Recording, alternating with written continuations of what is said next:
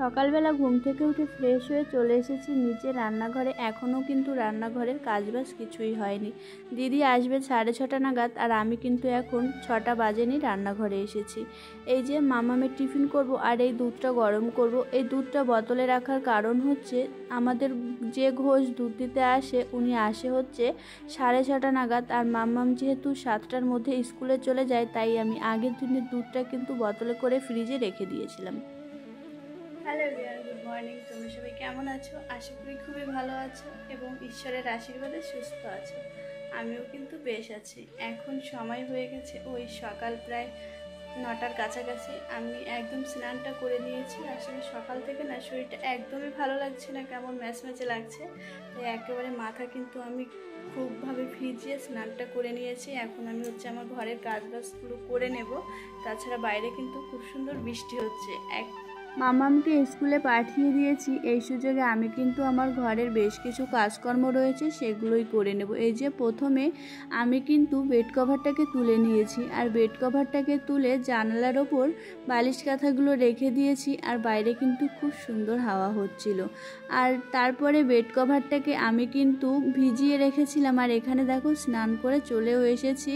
তার মাঝে বেশ কিছুটা সময় কিন্তু চলে গেছে। এখন কিন্তু প্রায় সময় হয়ে গেছে 9টার কাছাকাছি।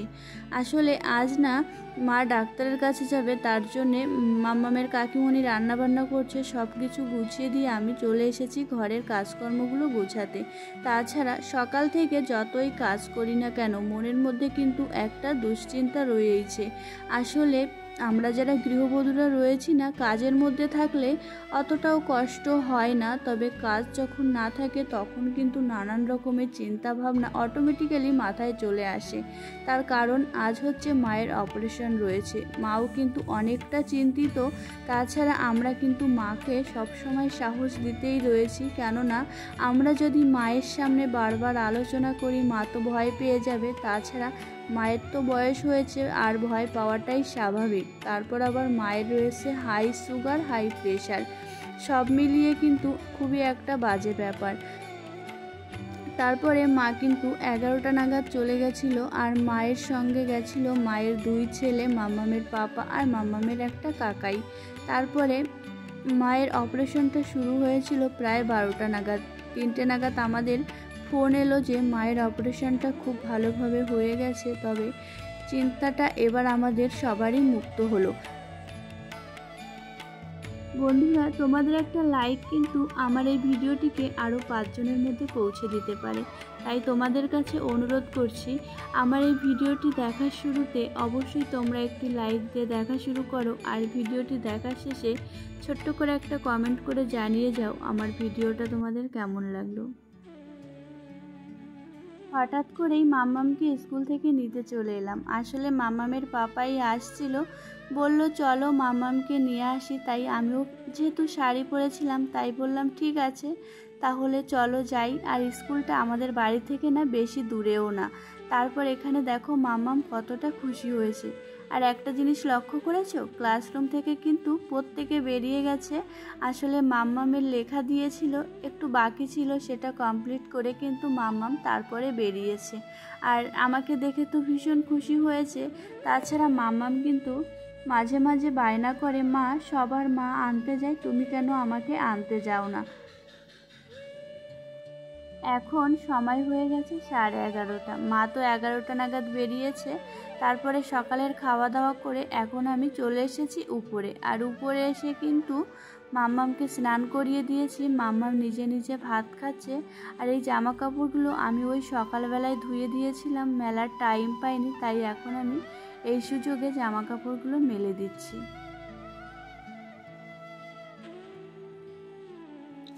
দেখো আমার জামা কাপড়গুলো মেলা হয়ে গেছে। এখন আমি চলে যাব হচ্ছে নিচে। আর নিচে কিন্তু মাম্মামকে ভাত দিয়ে বসিয়ে দিয়ে এসেছি খাওয়ার জন্য। খাচ্ছে কিনা বলতে পারবো না। আর বাইরে না খুব বৃষ্টি হচ্ছে, বৃষ্টি বলতে একটু একটু হচ্ছে, কিন্তু হাওয়াটা কিন্তু দারুণ লাগছে, ঠান্ডা ঠান্ডা হাওয়া। জামা কাপড়গুলো মেলে দিয়ে আগের দিনের যে জামা কাপড়গুলো ছিল সেই জামা কাপড়গুলো নিয়ে আমি কিন্তু ঘরে চলে এসেছি। আর মাম্মামকে যে ভাত দিয়ে বসিয়ে রেখে গেছিলাম, মাম্মাম কিন্তু আস্তে আস্তে ভাতগুলো প্রায় খেয়ে নিয়েছে। যেহেতু মাম্মামের খাওয়া এখনও হয়নি, এই সুযোগে আমি কিন্তু আমার এই ঘরের জামা কাপড়গুলো গুছিয়ে নিলাম। তারপর আবার মাম্মামকে ঘুম পাড়িয়ে আমি চলে যাব রান্নাবান্না করতে।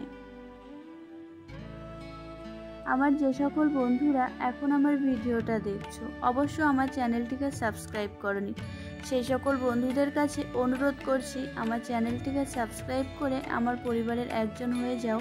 আর মিষ্টি করে একটা কমেন্ট করে দিয়ে যাও, সেই কমেন্টের ভিত্তিতে আমি কিন্তু পৌঁছে যাব তোমাদের পরিবারে। তবে একটু অপেক্ষা করতে হবে, প্রত্যেকটা জিনিসেরই কিন্তু একটা নিয়ম রয়েছে, আর ঠিক নিয়ম মেনে আমি কিন্তু তোমার পরিবারে পৌঁছে যাব তোমার ভালোবাসার প্রতিদান নিয়ে। আর ভালোবাসা দিলে ভালোবাসা কিন্তু অবশ্যই ফেরত পাওয়া যায়, তবে একটু অপেক্ষা করতে হয়। তবে বন্ধুরা, তোমরা কিন্তু আমাকে বিশ্বাস করে দেখতে পারো, তোমাদের বিশ্বাসের অমর্যাদা আমি হতে দেব না। আর এখানে তোমাদের সাথে গল্প করতে করতে আমার মাম্মামের জামা কাপড়গুলো কিন্তু ভালো করে গোছানো হয়ে গেছে। আর এই যে মাম্মাম রং পেন্সিলগুলো না এলোমেলো করে রেখেছিল, সেইগুলোকেও গুছিয়ে নিয়ে তারপর আমি এই খাটটাকেও ভালো করে ঝেড়ে নিলাম। বাংলায় একটা প্রবাদ রয়েছে, দাঁত থাকতেও দাঁতের মর্ম কেউ বুঝলো না। আসলে আজ আমার শাশুড়ি মা বাড়িতে নেই, আর আমার শাশুড়ি মা বাড়িতে না থাকার কারণে না আমাদের অনেক অসুবিধা হচ্ছে। ওই দুটো বাচ্চাকে নিয়ে কাজ করতে না ভীষণ অসুবিধা হয়ে যাচ্ছে। তাছাড়া আমরা এই যে রান্নাবান্নাটা করি পুরোটা কিন্তু আমাদের মাই গুছিয়ে দেয়। আমি যখন রান্না করি আমাকেও মা গুছিয়ে দেয়, আবার মাম্মামের কাকিমণি যখন রান্না করে তখনও কিন্তু মা গুছিয়ে দেয়। আমরা ভাবি যে গোছানোতে এমন কি কষ্ট হয় আর কি এমন টাইম লাগে, তবে এখন আমরা বুঝতে পারছি সত্যি প্রত্যেকটা মানুষের জীবনে কিন্তু এক একজনের ভূমিকা থাকে অন্যরকমভাবে। আমার পাকা বুড়িটা ঘুমিয়ে পড়েছে, যাই এই সুযোগে আমি আমার রান্নাবান্নাটা নিশ্চিন্তে করে আসি। আমি ভাত বসিয়ে দিয়েছি, আর এখানে এই যে রয়েছে কই মাছ, এই কই মাছটা দিয়ে করবো হচ্ছে ঝোল।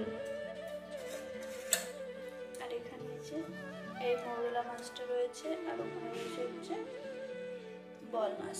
এটা হচ্ছে মামামের ভাইয়ের জন্য, মামামের জন্য। আর এই মৌরলা মাছটা দিয়ে করবো হচ্ছে পাট। এই যে দেখো পুঁই শাক, কচুরলতি, পেঁপে, ঝিঙা, এগুলো হচ্ছে আমাদের ক্ষেতের পাট শাক। আর এখানে রয়েছে হচ্ছে ওলের ডগা, এগুলো হচ্ছে ভাজা করব। এই কটা পাট শাকে হবে না, তাই এখন আমি আবার যাব ওইখানে পাট শাক আনতে বাগানে। তো চলো তোমাদেরও নিয়ে যাই, তোমরা দেখতে থাকো। ভাতটা বসিয়ে আমি সোজা চলে এসেছি এই সবজি খেতে। তাছাড়া নিজেরা কোনো গাছ লাগিয়ে ফুল হোক বা ফল, সেটা থেকে যদি কোনো ফুল বা ফল হয় তাহলে কিন্তু সেটার আলাদাই শান্তি রয়েছে। আর এখান থেকে পাট শাক ছিঁড়েই কিন্তু রান্না করব। আগে কিছু পাট শাক ছিঁড়ে নেওয়া হয়ে গেছে, আমার মনে হচ্ছে ওগুলোই হবে না, তাই আরও কিছু পাট শাক ছিঁড়তে আমি চলে এলাম বাগানে। আর বাগানে ঢুকতেই প্রথমে রয়েছে একটা ফুল গাছ, তারপরে তো দেখালাম একটা বেগুন গাছ রয়েছে। তাছাড়া বাগানে কিন্তু আরও বেশ কিছু গাছ রয়েছে। আমি যেহেতু রান্নাবান্না করব, একটু ব্যস্ততা রয়েছে, তাই তোমাদের সঙ্গে সব কিছু শেয়ার করতে পারলাম না।